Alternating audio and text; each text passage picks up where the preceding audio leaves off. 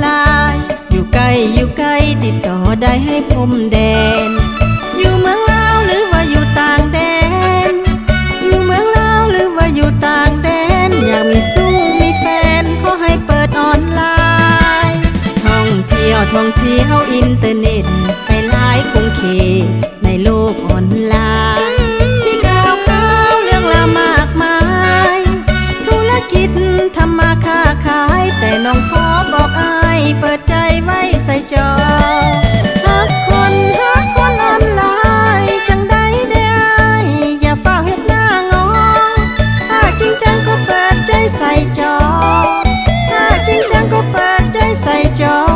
ออนไลน์ลดหนอจาก24 ชั่วโมงออนไลน์ต่อไปหากแม่นถึกใจก็กดไลค์ตกลง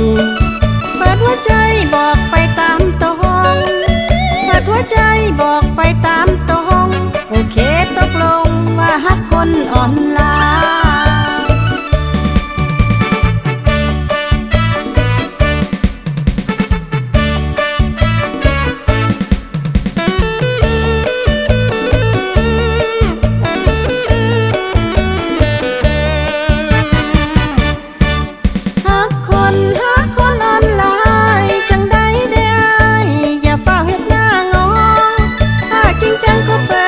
ใส่จอ